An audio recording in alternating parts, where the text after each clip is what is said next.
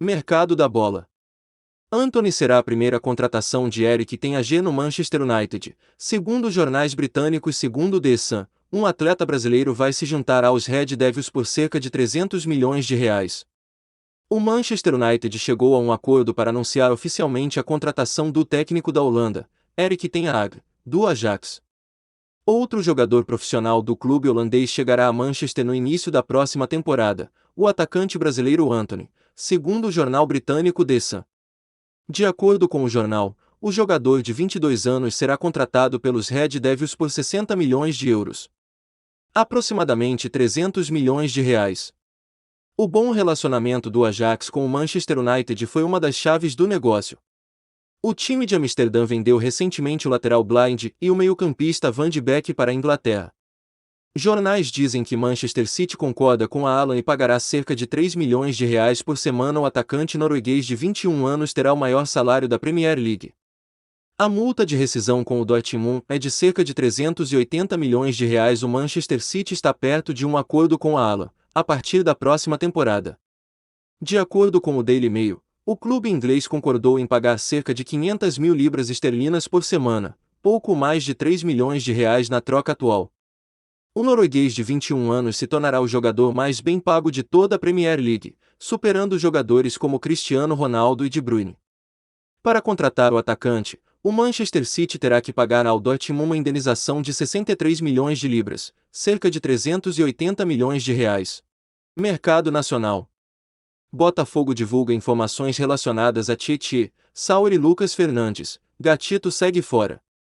Luiz Castro será reforçado para sua estreia na Copa do Brasil na próxima quarta-feira, em Brasília, contra o Ceilândia regulamentado Oyama e Peculato e Cuesta. O Botafogo vai para a cerimônia de abertura da Copa do Brasil com o elenco reforçado.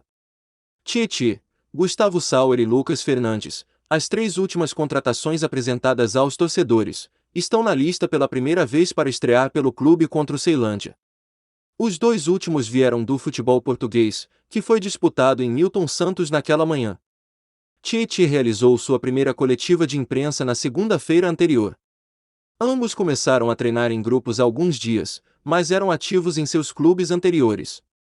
Planos, equipes, contratos. Os pontos do encontro decisivo entre Inter e Mano em nova e possivelmente última rodada de conversas nesta terça-feira. O técnico discutirá conceitos com o presidente Alessandro Barcelos, o diretor técnico Paulo Tuori e o executivo William Thomas, antecipando um acordo com Mano Menezes. O Internacional iniciou a semana de treinos no CT do Parque Gigante na manhã desta terça-feira, ainda com um técnico interino. O favorito para preencher o vazio deixado por Alexander Medina foi contatado por telefone na segunda-feira, o executivo William Thomas. A próxima conversa será na terça-feira à tarde. As partes debatem os ajustes financeiros entre os obstáculos que buscam superar. Siga o otimismo certo. Com a delegação indo para o Rio de Janeiro na tarde de sexta-feira, o departamento de futebol corre contra o tempo para suavizar as arestas. No sábado, eles enfrentam o Fluminense no Maracanã.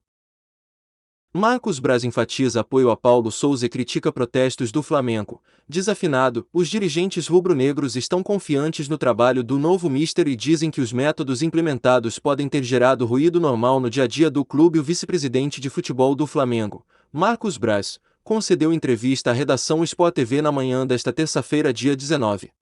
O dirigente falou sobre os últimos acontecimentos relacionados com o clube, a direção, os jogadores, a torcida organizada e principalmente o trabalho de Paulo Sousa. Em entrevista, Braz comentou sobre a atual fase que o Flamengo passa, um início negativo, retrocessos nas tomadas de decisão e os recentes protestos no Ninho do Urubu. As lideranças rubro-negras demonstraram confiança no trabalho da comissão técnica e nas medidas tomadas. Tenho certeza que as manifestações estão desafinadas. Acho importante que Paulo Sousa tenha todo o apoio da diretoria. Sabemos que ele precisa de tempo, disse. Torcidas do Liverpool e do United vão se unir em fazer uma homenagem a Cristiano Ronaldo no clássico. No minuto 7 em Anfield, público se levantar em corrente de palmas ao craque português, que passa por drama pessoal após o falecimento do filho recém-nascido.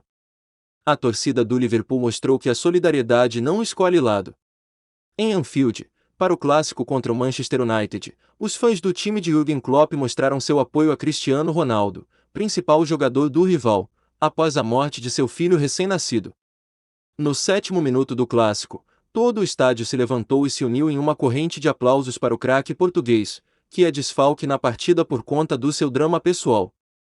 A atitude veio da torcida do Liverpool, que fez questão de gritar o nome de Cristiano, além de cantar também o famoso cântico You Never Walk Alone, Você Nunca Vai Andar Sozinho. Momento muito emocionante no clássico e uma bela atitude da torcida do Liverpool.